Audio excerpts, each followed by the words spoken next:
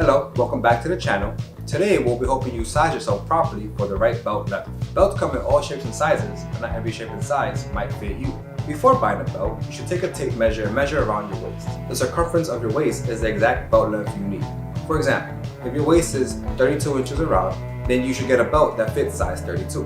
However, there's one thing you should keep in mind before grabbing a belt. The ideal belt buckle placement is in the middle hole of the belt.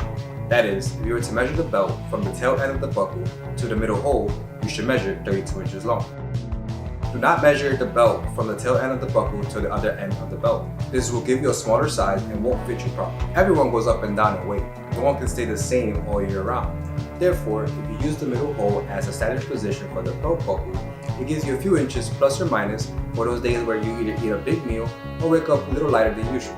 When wearing a belt, you should keep in mind some other things. Not only is the belt length important, but so is the width and color of the belt.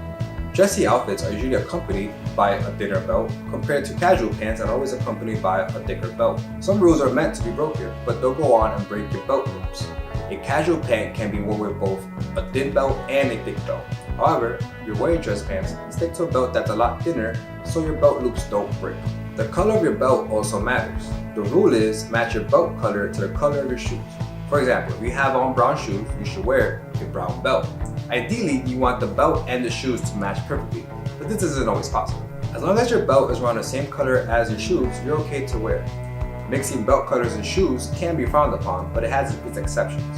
Brown shoes go with brown belts, black shoes go with black belts, but if you're wearing a casual shoe, you're not forced to match your shoe to your belt. For example, if you have on a pair of white sneakers, you can use either a black belt or a brown belt. You're not forced to wear a white belt. Belts are an essential part of your outfit that gets overlooked constantly.